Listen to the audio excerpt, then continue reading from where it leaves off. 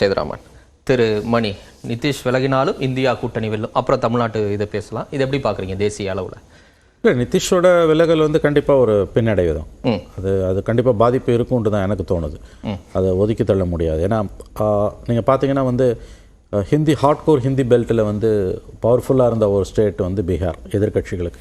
இப்போ யூபி, மத்திய பிரதேஷ், ராஜஸ்தான், சத்தீஸ்கர், உத்தராகண்ட், ஹரியானா, ஹிமாச்சல் பிரதேஷ், 8வது மாநிலம் பீகார். இந்த 8 ஹிந்தி பெல்ட் ஓவராலாக நம்ம பேசுகிறோம்னா அரௌண்ட் 230 to 245 சீட்ஸ்க்குள்ளே வருது உங்களுக்கு. 40 சீட்ஸ் பீகாரில். லாஸ்ட் எலெக்ஷனில் 17 பிஜேபி, 16 ஜேடியு, 6 பாஸ்வானோட பார்ட்டி ஜெயிச்சது, 39, 1 காங்கிரஸ். ஆயிடுச்சு.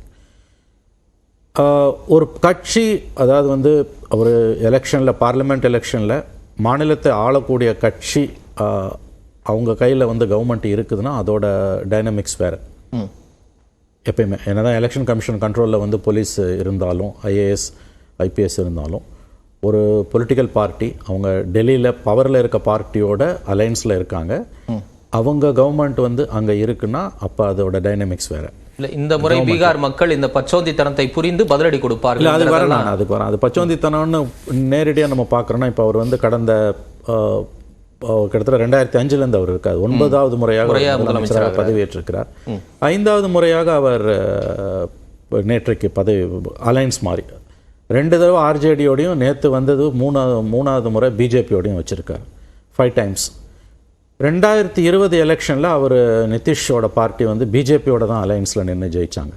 79 ஆர்ஜேடி, 78 பிஜேபி, 43 நிதிஷ், ஐக்கிய ஜனதா. அலையன்ஸ் பீப்புள்ஸ் மேண்டேட் நிதிஷுக்கும் ஜனதாதளுக்கும் தான், இது பிஜேபிக்கும் தான். ஆர்ஜேடிக்கும் நிதிஷுக்கும் கிடையாது. 22 அவர் அப்படியே மாறி வராரு.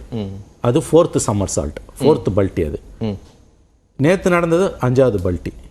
இப்போ நேற்றைக்கு வைக்கக்கூடிய விமர்சனங்கள் நான் ஒத்துக்கிறேன். நேற்றைக்கு வைக்கக்கூடிய விமர்சனங்கள் நியாயமானவை தான், அதில் மாற்று கருத்துக்கு இடமே இல்லை. இதே விமர்சனங்களே 4வது முறை அவர் பல்ட்டி அடிக்கும் போது இல்லை. அப்போ அவர் சமூக நீதி காவலராக மட்டும் இல்லை, பியூர் செக்யூலர் பர்சனாக மாறிட்டார். அவர் சொன்ன கருத்துக்கள் மேலே நம்பிக்கை வந்திருக்கலாம்ல எதிர்கட்சிகளுக்கு. இல்லைங்க, நான் உங்களை கேட்குறது என்னென்னா, மேண்டேட் யாருக்குங்க? 2020 ஏதாவது ஒரு அளவுகோலை நம்ம வைக்கணும். அப்படி அளவுகோல் இல்லைன்னா எல்லாமே கரெக்டு தான். ஏதாவது ஒரு அளவுகோல் படி, எந்த மேண்டேட் படி யார் நிற்கிறாங்களோ அவங்க அதற்கு ஜஸ்ட் ஆப்போசிட் பொலிட்டிக்கல் பார்ட்டியோட போய் சேர்றாங்க. ஆனால் நிறைய பேர் செய்கிறாங்க. இன்றைக்கி இந்தியாவில் நிறைய பார்ட்டிஸ் அதை தான் செய்கிறாங்க. மாநில அளவுலையும் தேசிய அளவுலையும் எல்லாமே நடக்குது. நமக்கு பிடிச்ச இடத்துல மட்டும் ஏன் நம்ம இதை வைக்கிறோன்ற நான் அவர் அவர் பேரே பல்ட்டி மாமா தான், பல்ட்டு மாமான்றாங்க. அவர் மாறி மாறி மாறி தான் கூட்டணியில் போவார். சரி, அவர் பல்ட்டு மாமான்னா அவரை கூட்டணியில் சேர்த்துக்கிற ஆர்ஜேடி காங்கிரஸாக இருக்கட்டும் அல்லது பிஜேபி ஆகட்டும், எல்லாருமே அதே கேட்டகரி தானேங்க. மக்கள் தீர்ப்புக்கு எதிராக தானேங்க போகிறார். அவர் ராஜினாமா பண்ணிட்டா போனாங்க அவங்க. அப்போ இதை அளவுகோலாக வச்சிங்கன்னா பேசவே முடியாது. என்ன ஒன்று குரூடாக பண்ணார் அவர். பிஜேபி இது பிஜேபியோட அச்சத்தை காட்டுதுன்றதை நான் ஒத்துக்கிறேன் மனப்பூர்வமாக. அதுதான் உண்மை. 2 டெபுட்டி சீஃப் மினிஸ்டர்ஸ், அதில் ஒருத்தர் நேற்று அந்த சாம்ராத் சௌத்ரின்றவர் தலப்பா கட்டியிருக்காரு, டர்பன் கட்டியிருக்காரு. அவர் சாஃப்ரன் கலரில். அந்த சாஃப்ரன் டர்பனை எப்போ கட்ட ஆரம்பித்தார்னா, அவர் ஆர்ஜேடியோட போய் சேர்ந்தார் பார்த்தீங்களா 2022. நிதிஷை பதவியிலேருந்து இறக்குற வரைக்கும் நான் டர்பனை அவுக்க மாட்டேன்னு டர்பனை கட்டினார். நேற்று அதே டர்பனோட ஒரு டெப்டி சிஎம் ஆயிருக்கார். இன்னொரு டெபுட்டி சிஎம், அவர் பேர் மறந்துடுச்சு, அவர் முந்தா நாள் வரைக்கும் பேசினது நிதிஷ்குமார் ஒரு மனநோயாளி, அவர் மனநல காப்பகத்துக்கு அனுப்பப்பட வேண்டியவர். இவங்க 2 பேரும் இன்னைக்கு டெபுட்டி சிஎம். இந்தியா கூட்டணியை பார்த்து பாஜக அஞ்சுகிறது என்பது உண்மை. நிதிஷை உடைச்சது மூலமாக அதை நம்ம தெரிஞ்சுக்கலாம். ஆனால் நிதிஷ் மட்டுமே பல்ட்டு மாமான்னா மற்றவங்கெல்லாம் யார்? அப்போ யாருக்கும் விவஸ்தை கிடையாது. எப்படியாவது நான் ஜெயிக்கணும், அவ்வளோதான். என் கூட இருந்தானா அவன் செக்யூலரு, எதிராக போயிட்டானா அவன் கம்யூனலு. அவங்க யார் கூட நின்று அவங்க எலெக்ஷனை ஜெயிச்சாங்களோ அதுக்கு ஜஸ்ட் ஆப்போசிட் மேண்டேட்டில் அவங்க போவாங்க. நம்ம வரவேற்போம். எல்லாம் ஒன்றா தானே இருக்குது தம்பி. திருவாளர் பொதுஜனம் இதை யோசிக்க மாட்டானா? இன்னொன்று, நிதிஷோட ஓட் பேங்க்ன்றது ஆன்டி ஆர்ஜேடி.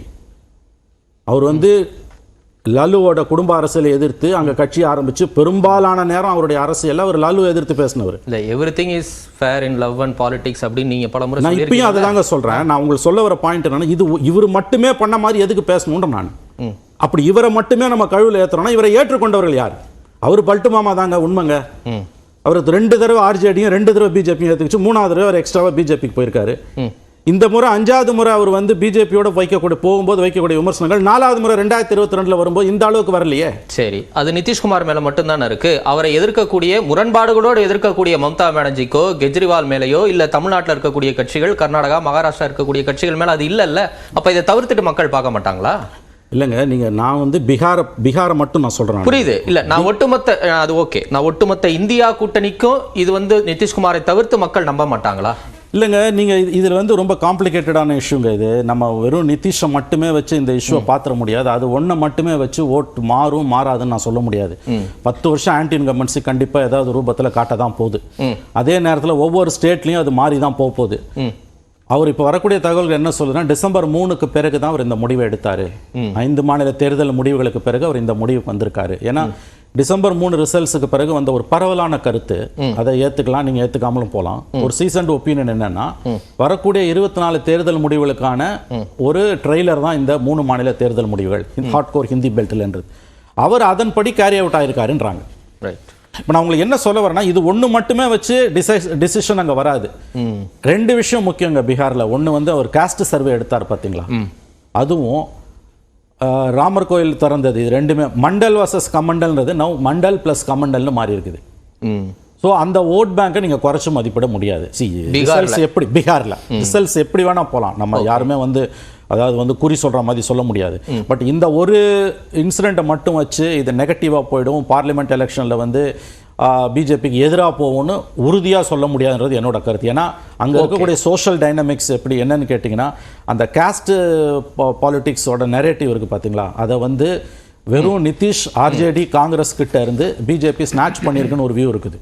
ஓகே, அதனால இதை குறைச்சு மதிப்பிட முடியாது. ரிசல்ட் வரும்போது தான் நமக்கு தெரியும். அப்படியே தமிழ்நாட்டுக்கு வந்துருவோம். தமிழ்நாட்டில் வடநாட்டில் உடைஞ்ச மாதிரி இங்கேயும் கூட்டணி உடையும். அது ஒரு நெல்லிக்காய் மூட்டைன்ற அதிமுக நம்பிக்கையை எப்படி பார்க்குறீங்க? அது அவங்க ஆசை, ஒருபோதும் உடையாது, நிச்சயமா உடையாது. சீட் ஷேரிங்ல எந்த பிரச்சனையும் வராது. நான் ஏற்கனவே சொன்னதான், இங்கே உங்கள் அரங்கில் பல முறை பதிவு பண்ணியிருக்கேன். 3வது முறை மறுபடியும் மோடி அங்கே ஜெயிச்சு கூட ஆட்சிக்கு வரலாம். ஆனால் தமிழ்நாட்டை பொறுத்த வரைக்கும் 2019 ரிசல்ட் அப்படியே ரெப்ளிகேட் ஆகும் தான் நான் நம்புகிறேன். அது அதிமுகவின் ஆசை. ஒருபோதும் இந்த கூட்டணி உடையாது. 2019, 21 அதே மாதிரி 24 ஒரு விதத்தில் வந்து இந்த ஃபார்முலாவை டெல்லியில் அவங்க ஃபாலோ பண்ணியிருந்தாங்கன்னா இந்த சிக்கலே வந்திருக்காது. 5 மாநில தேர்தல் அப்போ காங்கிரஸ் வந்து இந்தியா கூட்டணியை கம்ப்ளீட்டாக கண்டுக்காமல் போனதோட விளைவு நிதிஷ் வெளியில் போனதுக்கு ஒரு காரணம். நம்ம ஏற்கனவே பேசியிருக்கோம். அந்த பீக் ஆஃப் த கேம்பெயினில் அவர் சொன்னார், இந்தியா அலையன்ஸ்க்கு அங்கே இடமே இல்லை, காங்கிரஸ் இந்த பக்கம் திரும்பியே பார்க்கல, ஒருவேளை தேர்தல் முடிஞ்ச பிறகு தான் அவங்க இந்த பக்கம் வருவாங்க போலன்னு சொன்னார். தனியாக போய் சந்திச்சது காங்கிரஸ். ஏன்னா அந்த இன்க்ளூடிங் தெலுங்கானா 4 மாநிலங்களுமே தங்களுக்கு காங்கிரஸோட அதிகமான ஸ்ட்ரென்த் உள்ள மாநிலங்கள். அகிலேஷ் யாதவ் அவங்க எப்படி நடத்தினாங்க, சிபிஎம் சிபிஐ எப்படி நடத்தினாங்க ராஜஸ்தான்லையும் தெலுங்கானாலையும், அந்த ஆணவமான போக்கு கிடைத்த பரிசு தான் அந்த 4 மாநில தேர்தல் முடிவுகள். ஒரு விதத்தில் தமிழ்நாட்டில் 19, 21 இது ரெண்டிலுமே இங்கே இந்தியா அலையன்ஸை எப்படி வந்து இப்போ விசிகே மாநாட்டில் திமுக கலந்துக்குதுங்க, லெஃப்ட் கான்ஃபரன்ஸில் கூட டிஎம்கே கலந்துக்கிறாங்க. அந்த மாதிரியான ஒரு ஒத்திசைவு இருக்கு பார்த்தீங்களா, அந்த மாதிரியான ஒரு ஒன்னஸ் இருந்திருந்ததுன்னா டெல்லியில் இவங்க காப்பாற்றிருக்கலாம். தமிழ்நாடை பொறுத்த வரைக்கும் இந்த நெல்லிக்காய் மூட்டை மாதிரி உடையன்றதுலாம் ரொம்ப ரொம்ப ரொம்ப இல்ல. சீட்டு காங்கிரஸ் நிறைய சீட்டு கேட்குறாங்க, விசிகே கேட்குறாங்க, அதனால எங்களுக்கு நம்பிக்கை இருக்குன்னு சொல்றாங்க. ப்ராப்ளம்ஸ் இருக்குங்க, பட் அதை வெற்றிகரமாக அவங்க சார்ட் அவுட் பண்ணுவாங்க. நான் உறுதியாக நம்புறேன். தமிழ்நாட்டில் இந்தியா அலையன்ஸ் உள்ள எந்த சிக்கலும் வராது, முடிவுகளும் 2019 மாதிரி இருக்கும் தான் என்னுடைய கருத்து. அது ஓகே.